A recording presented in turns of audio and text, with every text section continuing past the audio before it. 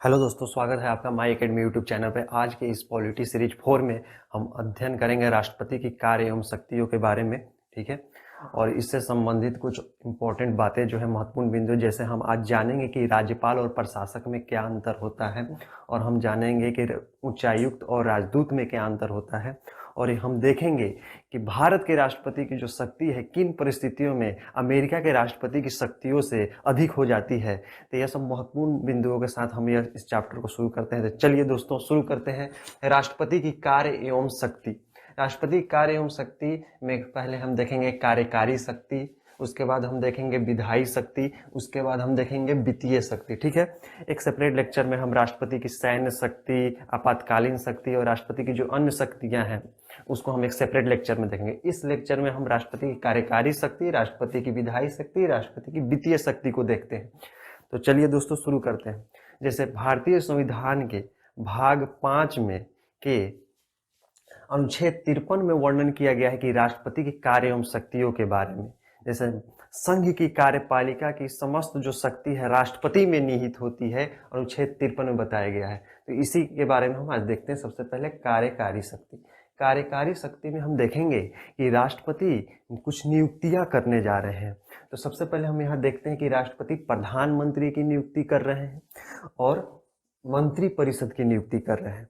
तो राष्ट्रपति प्रधानमंत्री की नियुक्ति करते हैं। जैसे लोकसभा में बहुमत प्राप्त दल के नेता को राष्ट्रपति प्रधानमंत्री नियुक्त करते हैं। ठीक है, ध्यान दीजिएगा दोस्तों, लोकसभा में भी वर्तमान में कितने सीटें हैं?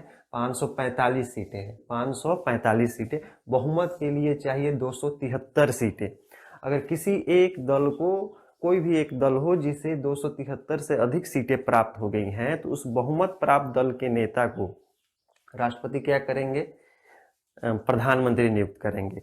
या इससे ज्यादा लोगों ने 200, या एक परिस्थितियां बन सकती है कि सभी छोटे छोटे दल हैं, उन्होंने भी किसी एक नेता को बहुमत दे दिया इस सीटें से ज्यादा, तो उसे भी राष्ट्रपति प्रधानमंत्री नियुक्त कर सकते हैं। अगर किसी भी दल को बहुमत प्राप्त नहीं होता है, किसी भी दल को बहुमत प्राप्त नहीं होता है, तो राष्ट्रपति अपने स्वविवेक से सबसे बड़े दल के नेता को प्रधानमंत्री नियुक्त करेंगे। लेकिन उसके लिए कंडीशन है। कंडीशन ये है, उसे 1 माह के अंदर सदन का विश्वास हासिल करना होगा। ठीक है, यानी विश्वास प्रस्ताव लाया जाएगा उसके मंत्रिमंडल द्वारा, और उस विश्वास प्रस्ताव अगर पारित हो जाता है तो उसने सदन का बहुमत हासिल कर लिया। तो 2 परिस्थितियों में राष्ट्रपति प्रधानमंत्री की नियुक्ति करते हैं। एक तो वो बहुमत प्राप्त दल का नेता हो, अगर बहुमत उसे प्राप्त नहीं है तो सबसे बड़े दल के नेता को राष्ट्रपति प्रधानमंत्री नियुक्त करेंगे। लेकिन कंडीशन यही है कि 1 माह के अंदर उसे अपना बहुमत सिद्ध करना होगा सदन के अंदर। ठीक है, ये आवश्यक नहीं है कि प्रधानमंत्री किसी सदन का सदस्य होना आवश्यक है। अगर वो प्रधानमंत्री नियुक्त हो जाता है तो संविधान में ऐसा प्रावधान है कि 6 माह के अंदर उसे संसद के दोनों सदनों में से किसी की एक की सदस्यता ग्रहण करनी होगी। ठीक है, अब आगे देखते हैं कि प्रधानमंत्री की सलाह से राष्ट्रपति अन्य मंत्रियों की नियुक्ति करते हैं, या मंत्री परिषद की नियुक्ति होती है। तो देखेंगे कि मंत्रियों की जो नियुक्ति राष्ट्रपति द्वारा की जाती है प्रधानमंत्री की सलाह से, तो कितनी होनी चाहिए। ठीक है, तो संविधान में प्रावधान किया गया है, 91वां संविधान संशोधन किया गया 2003 में। 91वां संविधान संशोधन किया गया 2003 में, जिसमें यह बताया गया कि मंत्रियों की संख्या संसद के जो सदन है, सदन के जो सदस्य हैं, उस सदन के सदस्य के संख्या से 15% से अधिक नहीं होनी चाहिए। जैसे अभी वर्तमान में 545 लोकसभा में सदस्य है, तो 81 सीट 15% करेंगे, 81 मंत्रियों की संख्या से अधिक मंत्रियों की संख्या नहीं हो सकती है।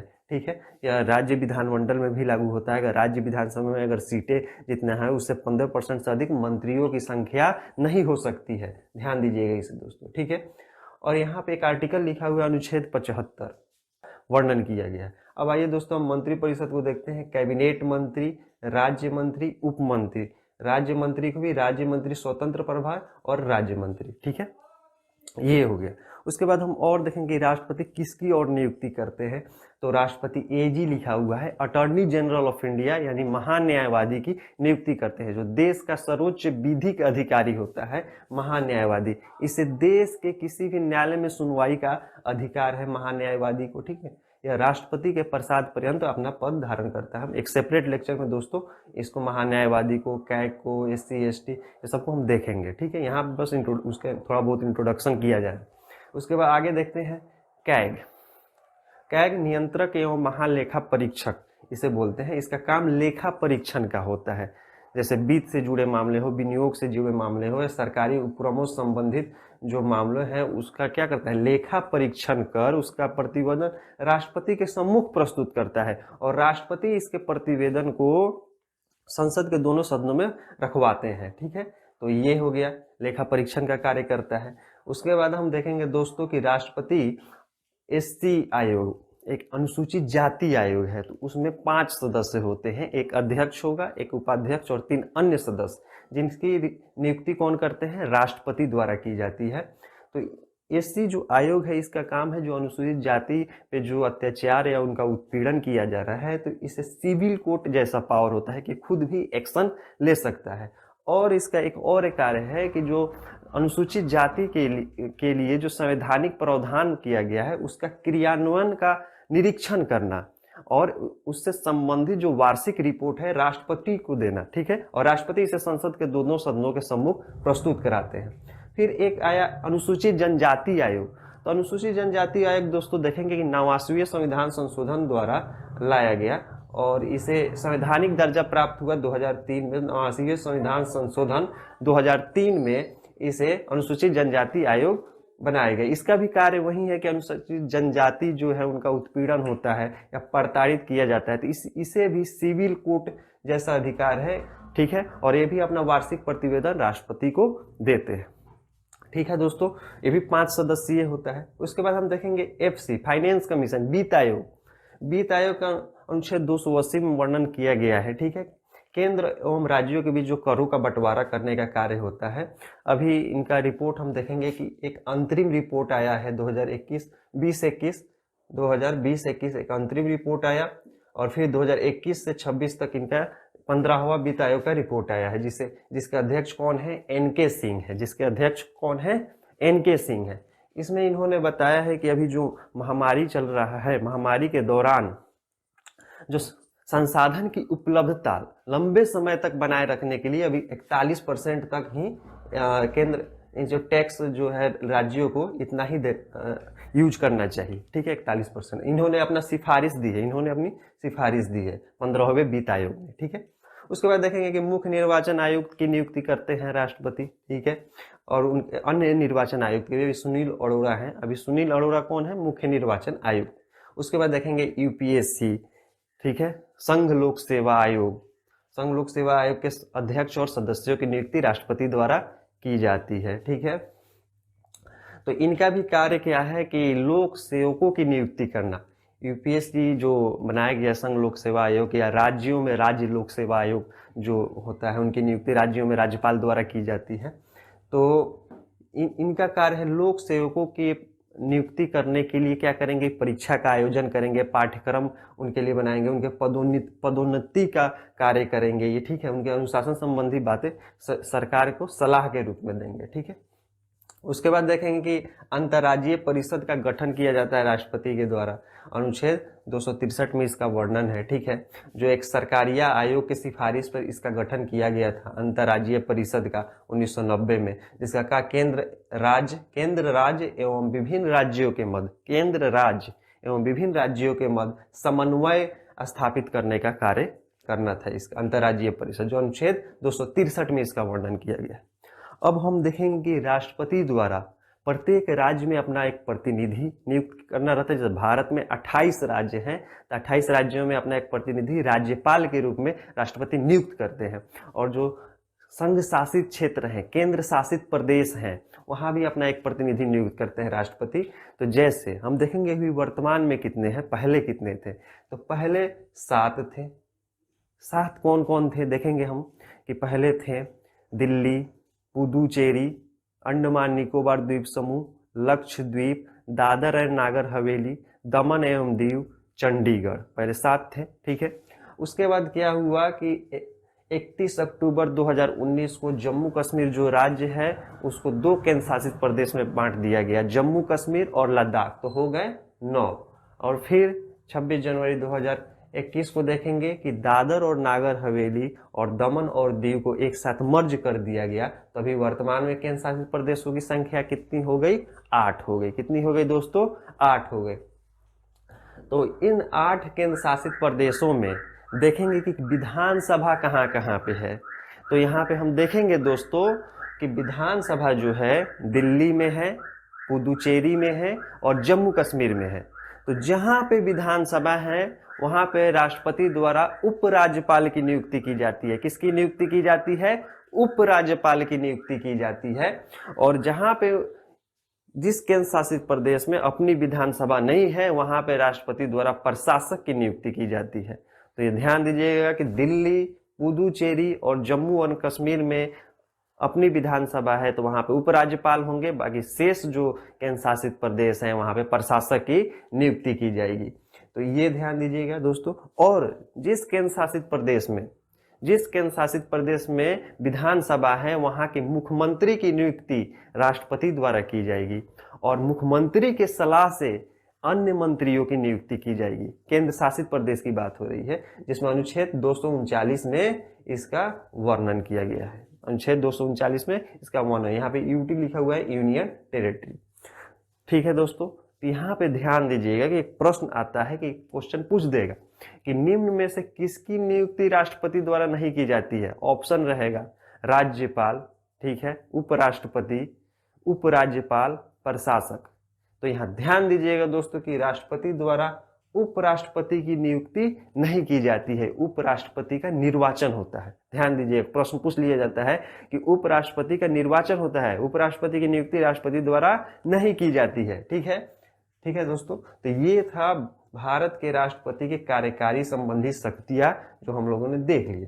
अब नेक्स्ट हम देखते हैं राष्ट्रपति की विधायी शक्ति। राष्ट्रपति की विधायिका संबंधी जो शक्ति है, विधायी शक्ति जो है विधान बनाने संबंधी शक्ति, उसमें देखेंगे क्या है। एक तो है कि कोई भी विधेयक लोकसभा या राज्यसभा से पारित हो जाता है और राष्ट्रपति उस पर अपना साइन कर देते हैं तो वो विधेयक अधिनियम में परिवर्तित हो जाता है, सबको पता है। ठीक है, और एक और बात है कि संसद के 2 सत्रों के बीच अधिकतम अवधि कितनी होनी चाहिए? 6 माह की अधिकतम अवधि होनी चाहिए, उससे अधिक अवधि नहीं होती है। ठीक है, ध्यान दीजिएगा दोस्तों। अब देखेंगे कि संसद का सत्र आहूत करना, सत्रावसान करना, लोकसभा का विघटन करना, अनुच्छेद 85 के तहत यह प्रावधान किया गया है, राष्ट्रपति का कार्य है। और राष्ट्रपति ये कार्य प्रधानमंत्री एवं उसकी मंत्रिमंडल की सलाह से ही करते हैं। ठीक है, तो प्रधानमंत्री और उसके मंत्रिमंडल के सलाह से 42वें संविधान संशोधन 1976 में यह संवैधानिक प्रावधान बना दिया गया कि राष्ट्रपति कोई भी कार्य प्रधानमंत्री एवं उसकी मंत्रिपरिषद के ही सलाह से ही करेंगे। मूल संविधान में ध्यान दीजिएगा दोस्तों, मूल संविधान में ऐसा कोई निश्चित प्रावधान नहीं किया गया था कि राष्ट्रपति कोई भी कार्य करेंगे तो प्रधानमंत्री और मंत्रिमंडल के सलाह से ही करेंगे। लेकिन एक यूएन राव मामला आता है 1971 में। यूएन राव मामला 1971 में जो आया उसमें सर्वोच्च न्यायालय का यह जजमेंट था कि राष्ट्रपति कोई भी कार्य प्रधानमंत्री और उसकी मंत्रिमंडल के सलाह से ही करेंगे। और फिर जो 42वां संविधान संशोधन 1976 में हुआ तो इस संविधान में ही इसको ऐड कर दिया गया कि राष्ट्रपति कोई भी कार्य प्रधानमंत्री उसकी मंत्रिमंडल के सलाह से ही करेंगे। ठीक है, तो संसद का जो सत्र आहूत करना, सत्रावसान करना, लोकसभा का विघटन करना प्रधानमंत्री उसकी मंत्रिमंडल के सलाह से करेंगे। ठीक है, अब लोकसभा का जो विघटन है, यहाँ पे जब भी प्रधानमंत्री और मंत्रिपरिषद की सिफारिश होगी राष्ट्रपति करेंगे। ऐसे समांतर लोकसभा कार्यकाल 5 वर्षों का होता है।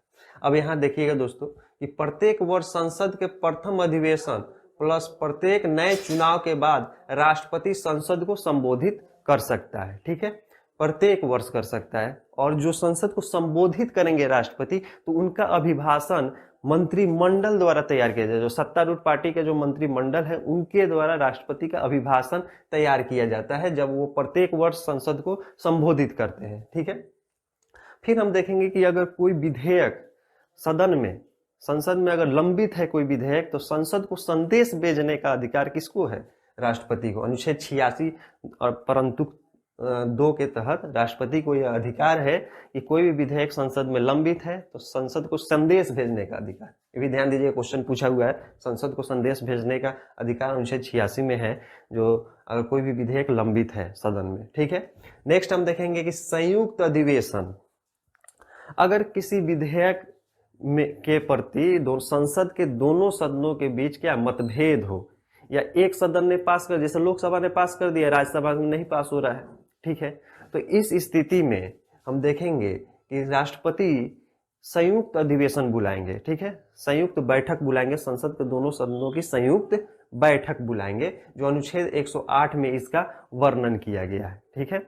अब संयुक्त बैठक भी क्वेश्चन यहाँ से पूछा गया है कि किस विधेयक की स्थिति में संयुक्त बैठक का आयोजन का कोई प्रावधान नहीं है। तो ध्यान दीजिएगा दोस्तों, धन विधेयक और संविधान संशोधन विधेयक, धन विधेयक और संविधान संशोधन विधेयक के संबंध में संयुक्त बैठक का आयोजन नहीं है। ऐसा इसलिए है कि धन विधेयक जो है वो राष्ट्रपति के पूर्वानुमति से ही लाया जाता है, ठीक है, राष्ट्रपति के पूर्वानुमति से ही लाया जाता है, और राज्यसभा को उसमें पावर नहीं होता है। राज्यसभा भी अधिकतम उसे 14 दिन तक ही रोक के रख सकती है, उसके बाद स्वतः पारित हो जाता है। तो इसलिए धन विधेयक में संयुक्त बैठक का कोई आयोजन नहीं होता है। अब देखेंगे संविधान संशोधन विधेयक। तो संविधान संशोधन विधेयक में यह प्रावधान है, देखिएगा दोस्तों, कि 24वां संविधान संशोधन 1971 में यह प्रावधान किया गया। 24वां जो संविधान संशोधन 1971 में यह प्रावधान किया गया कि जो संविधान संशोधन विधेयक है उसे पारित, अगर संसद के दोनों सदनों से पारित होकर राष्ट्रपति के पास चला जाता है, तो राष्ट्रपति को ऐसी बाध्यता है कि वो उसको अनुमति देगा। राष्ट्रपति को उसे अनुमति देने के लिए बाध्यता बना दी गई है संविधान में। तो संविधान संशोधन विधेयक में यही है कि राष्ट्रपति को यह बाध्यता बना दी गई है कि वो क्या करेगा, कि उस विधेयक को पारित करे, ठीक है। तो ये उसके लिए भी संयुक्त बैठक का आयोजन करने की आवश्यकता नहीं है। फिर हम आगे देखेंगे दोस्तों कि जो संयुक्त बैठक का जो आयोजन हो गया, तो उसकी अध्यक्षता कौन करेंगे। तो उसकी अध्यक्षता अनुच्छेद 118 के तहत लोकसभा अध्यक्ष करेंगे। कौन करेंगे? लोकसभा अध्यक्ष करेंगे। अगर लोकसभा अध्यक्ष की अनुपस्थित है, पद रिक्त है, तो लोकसभा का उपाध्यक्ष उसकी अध्यक्षता करेंगे। अगर लोकसभा उपाध्यक्ष का भी पद रिक्त है, तो राज्यसभा के जो उपसभापति होंगे वो इसकी अध्यक्षता करेंगे। तो संयुक्त बैठक संबंधित यह प्रश्न पूछा गया है कि लोकसभा अध्यक्ष का पद रिक्त है या नहीं है, तो लोकसभा उपाध्यक्ष इसकी अध्यक्षता करेंगे। अगर लोकसभा उपाध्यक्ष का भी पद रिक्त है या नहीं है, तो राज्यसभा के उपसभापति उसकी अध्यक्षता करेंगे। राज्यसभा का उपसभापति करेंगे, ध्यान दीजिएगा दोस्तों, उपराष्ट्रपति नहीं, राज्यसभा का उपसभापति, ठीक है। और नेक्स्ट, अगर उपसभापति भी नहीं है, तो संसद के जो सदस्य जो संयुक्त बैठक में आए हैं, तो वही तय करेंगे कि उसकी अध्यक्षता कौन करेगा, ठीक है। तो ये हो गया अनुच्छेद 108 हो गया संयुक्त बैठक। उसके बाद देखेंगे कि अगर कोई बिल राष्ट्रपति के पास जाता है, जैसे इसमें धन विधेयक को छोड़ के और संविधान संशोधन विधेयक को छोड़ के, ठीक है, कि धन विधेयक में राष्ट्रपति की पूर्वानुमति से ही आता है और संविधान संशोधन विधेयक में उनकी बाध्यता है, ठीक है। उन बिलों को छोड़ के अगर कोई बिल जाता है राष्ट्रपति, जैसे साधारण विधेयक हो गया, वित्त विधेयक हो गया, ठीक है, वित्त विधेयक 1, वित्त विधेयक 2, ठीक है, तो राष्ट्रपति के पास जो वीटो शक्ति है, राष्ट्रपति के पास जो वीटो शक्ति है कि उस विधेयक में वो क्या कर सकते हैं, जैसे अनुच्छेद 111 में यह बताया गया है राष्ट्रपति के वीटो शक्ति के बारे में। अत्यांतिक वीटो, निलंबनकारी वीटो, पॉकेट वीटो, ठीक है, तो उसे हम देखेंगे। जैसे 4 परिस्थितियां हैं जो हम आपको बता देते हैं दोस्तों, कि राष्ट्रपति के पास अगर कोई विधेयक जाता है, धन विधेयक और संविधान संशोधन विधेयक को छोड़कर, तो राष्ट्रपति उस पर या अपनी स्वीकृति दे सकता है या उसको खारिज कर सकता है, ठीक है, या उसे पुनः विचार के लिए वापस लौटा सकता है, या स्वीकृति या अस्वीकृति दिए बिना अपने पास रख सकता है, ठीक है। 4 प्रकार की शक्तियां होगी राष्ट्रपति की। तो यहाँ देखेंगे कि अत्यांतिक वीटो जो होता है दोस्तों, अत्यांतिक वीटो यह खारिज और स्वीकृति के लिए हो गया। निलंबनकारी वीटो जो होता है पुनः विचार के लिए हो गया। तो यह जो पुनः विचार के लिए जो भेजा जाता है, इससे संबंधित प्रश्न आया था कि किस संविधान संशोधन के द्वारा राष्ट्रपति को यह अधिकार प्राप्त हुआ कि वो किसी विधेयक को पुनः विचार के लिए वापस मंत्रिमंडल को भेज सकते हैं।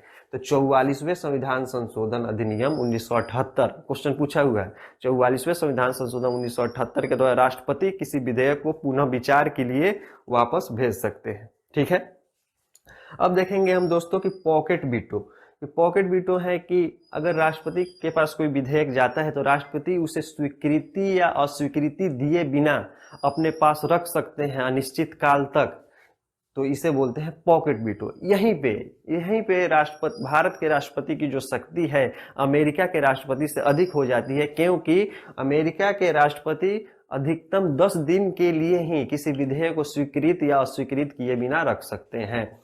तो ये हो गया इस पॉकेट वीटो, जिससे राष्ट्रपति की शक्ति अमेरिका के राष्ट्रपति से अधिक है। ठीक है, तो ये हो गया, जिसमें 1986 में भारतीय डाकघर अधिनियम, जो ज्ञानी जैल सिंह जिस समय प्रधानमंत्री थे, ठीक है, उन्होंने इस भारतीय डाकघर अधिनियम को स्वीकृत या अस्वीकृत किए बिना अपने पास रखा था। राष्ट्रपति थे ज्ञानी जैल सिंह, डॉक्टर ज्ञानी जैल सिंह जो थे राष्ट्रपति थे, जिन्होंने भारतीय डाकघर अधिनियम को अपने पास पॉकेट में रखा था, माना जाता है, रोक के रखा था। ठीक है, तो नेक्स्ट हो गया कि हम देखेंगे कि अब सर्वोच्च संविधान संशोधन विधेयक जो है उसे राष्ट्रपति की बाध्यता जब हो गई थी 1971 में, तो एक मामला आया था केशवानंद भारती बनाम केरल राज्य। ठीक है, तो इसमें जो सुप्रीम कोर्ट का जजमेंट आया 7-6 से, 7 जजों के और 6 से, तो ये भारत के लिए बहुत ही महत्वपूर्ण जजमेंट था। ठीक है, भारत के संविधान को सर्वोपरि बनाने के लिए बहुत ही महत्वपूर्ण जजमेंट था, जो 24 अप्रैल 1973 को आया। इसमें केशवानंद भारती को कोई बेनिफिट नहीं हुआ, लेकिन भारत के लोगों के लिए, भारत के संविधान के लिए बहुत ही ऐतिहासिक जजमेंट था ये केशवानंद भारती। इसमें यह बताया गया कि संसद संविधान में संशोधन कर सकती है, लेकिन उसे संविधान के मौलिक ढांचे को छोड़कर, और मौलिक ढांचे की परिभाषा किसके द्वारा बताई जाएगी? सर्वोच्च न्यायालय के द्वारा बताई जाएगी। ठीक है, उस समय तबाड़तोड़ संशोधन किया जा रहा था, वर्तमान जो उस समय तत्कालीन प्रधानमंत्री थे उनके द्वारा। तो उस संसद को, संविधान को सर्वोपरि रखने के लिए जजमेंट आया था। सर्वोच्च न्यायालय ने बहुत ही ऐतिहासिक फैसला दिया था कि संसद संविधान में संशोधन कर सकती है, लेकिन संविधान के मौलिक ढांचे को छोड़कर। ठीक है, तो ये भी ध्यान दीजिएगा, ऐसा नहीं है कि कोई भी संविधान संशोधन, संविधान के नियमों का उल्लंघन करके कोई भी विधेयक ला दिया जाएगा, राष्ट्रपति को बाध्यता है तो साइन कर देंगे, लेकिन सर्वोच्च न्यायालय उसे खारिज कर देगा। जो अभी पिछले कुछ वर्षों में देखे हम लोगों ने कि जो कॉलेजियम सिस्टम के लिए आया था, न्यायपालिका संबंधी जो विधेयक आया था, तो उसमें न्यायपालिका ने कहा कि जो कॉलेजियम सिस्टम है वो हमारा मूल ढांचा है, संविधान का क्या है, वो मूल ढांचा है, इसलिए वो विधेयक खारिज हो गया था। ठीक है, उसको 99वां संविधान संशोधन अधिनियम में हम देखेंगे। ठीक है, जब संविधान संशोधन पढ़ेंगे तो 99 जो संविधान संशोधन अधिनियम है, जिसमें राष्ट्रीय न्यायिक प्राधिकरण बनाया गया था। ठीक है, जो जैसे उच्चतम न्यायालय के न्यायाधीश हो या उच्च न्यायालय के न्यायाधीश हो, उनकी नियुक्ति के लिए ऐसा है कि कॉलेजियम सिस्टम के द्वारा जो उनकी नियुक्ति होती है, तो भारत सरकार ने एक विधेयक लाया था, राष्ट्रीय न्यायिक प्राधिकरण विधेयक, तो जिसको खारिज कर दिया सर्वोच्च न्यायालय ने। ठीक है, तो ये हो गया। तो सर्वोच्च न्यायालय की शक्ति यहाँ पर हो जाती है कि संविधान के मूल ढांचों का उल्लंघन नहीं होना चाहिए, क्योंकि अपने देश में संविधान सर्वोच्च है। ठीक है, उसके बाद हम देखेंगे राष्ट्रपति की अध्यादेश जारी करने की शक्ति। तो राष्ट्रपति अध्यादेश कब लाते हैं? कि जब संसद का कोई भी सदन सत्र में ना हो, या कोई एक सदन भी सत्र में ना हो, और विधि निर्माण की आकस्मिक आवश्यकता में, बहुत ही आवश्यकता हो देश में विधि निर्माण की, ठीक है, अत्यंत आवश्यकता हो, तो उस समय राष्ट्रपति क्या करेंगे? अनुच्छेद 123 के तहत उनको अधिकार है कि वो अध्यादेश लाएंगे, एक कानून लाएंगे। लेकिन फिर संसद का सत्र प्रारंभ होगा तो 6 सप्ताह के अंदर उस अध्यादेश को पारित कराना होगा। ठीक है, 6 सप्ताह के अंदर पारित कराना होगा। हम लोगों ने देखा है कि संसद के 2 सत्रों के बीच में 6 माह का अंतर होता है, तो अध्यादेश की भी जो अवधि होगी वो 6 महीने 6 सप्ताह होगी। ठीक है, 6 महीने 6 सप्ताह तक होगी। और जो अध्यादेश राष्ट्रपति लाएंगे संघ सूची और समवर्ती सूची के संबंध में लाएंगे। ठीक है, तो भारतीय संविधान में वर्तमान में 12 अनुसूचियां हैं, जिसमें जो 7वीं अनुसूची है उसमें सूची, संघ सूची, समवर्ती सूची का वर्णन किया गया है। ठीक है, तो राष्ट्रपति जो अध्यादेश लाएंगे संघ सूची और समवर्ती सूची संबंधित जो प्रावधान है उससे संबंधित प्रावधानों पे लाएंगे अपना अध्यादेश, और राज्यपाल जो है वो राज्य सूची संबंधित प्रावधानों पे अध्यादेश लाएंगे, जो 213 में इसका वर्णन किया गया है राज्यपाल के लिए। राष्ट्रपति भी राज्य सूची के विषय पर अध्यादेश ला सकते हैं अगर उस राज्य में आपातकाल लगा हो, ठीक है, या राष्ट्रपति शासन लगा। ठीक है, तो ये हो गया अध्यादेश संबंधित बातें। ठीक है, और अध्यादेश को संसद का सत्र शुरू होने के 6 सप्ताह के अंदर भी हटाया जा सकता है अगर संसद के दोनों सदन इसका निर्नुमोदन कर दे या खारिज कर दे। ठीक है, तो ये हो गया अध्यादेश संबंधित बातें।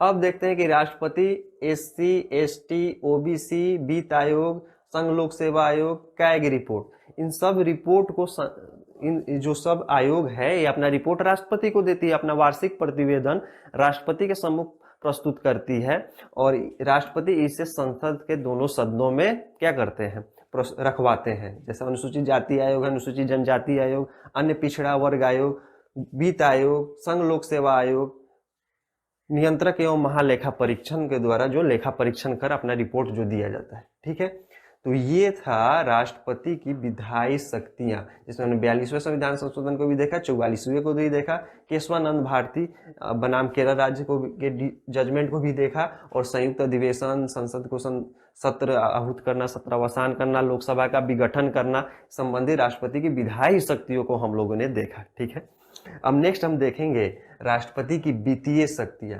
राष्ट्रपति की वित्तीय शक्तियों के बारे में हम देखेंगे कि जैसे प्रत्येक वित्तीय वर्ष कहने का मतलब 1 अप्रैल से 31 मार्च के बीच का जो टाइम पीरियड है उसे हम वित्तीय वर्ष बोलते हैं। ठीक है, ध्यान रखिएगा दोस्तों, 1 अप्रैल से 31 मार्च का जो टाइम उसे वित्तीय वर्ष। तो प्रत्येक वित्तीय वर्ष राष्ट्रपति संसद में, लोकसभा में या लोकसभा में अपना वार्षिक वित्तीय विवरण जो है, इस संविधान में बजट का शब्द का उल्लेख नहीं है, वार्षिक वित्तीय विवरण क्या करते हैं, प्रस्तुत कराते हैं। ठीक है, इसे हम सेपरेट अपना जब लोकसभा पढ़ेंगे बजट तो उसमें हम लोग इसे डिटेल में पढ़ेंगे। ठीक है, फिर हम देखेंगे कि जो राष्ट्रपति की जो वित्तीय शक्तियां में है कि धन विधेयक और वित्त विधेयक जो है, राष्ट्रपति वित्त विधेयक 1 जो है राष्ट्रपति के पूर्वानुमति से ही सदन में प्रस्तुत की जा सकती है। ठीक है, अनुच्छेद 110 में धन विधेयक है, अनुच्छेद 117 में वित्त विधेयक।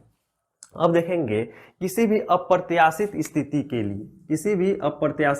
के लिए आकस्मिक निधि का प्रयोग कौन कर सकता है, राष्ट्रपति। कोई भी अप्रत्याशित स्थिति हो, बाढ़ हो, भूकंप हो, कोई भी, ठीक है, प्राकृतिक आपदाओं में अगर लोगों को सुविधाएं पहुंचानी है तो उसके आकस्मिक निधि से अगर धन निष्कासन करना हो तो राष्ट्रपति को यह अधिकार है। ठीक है, फिर देखेंगे कोई भी अनुदान की कोई भी मांग हो, इसके सिफारिश के बिना नहीं की जा सकती, किसी भी अनुदान की मांग हो।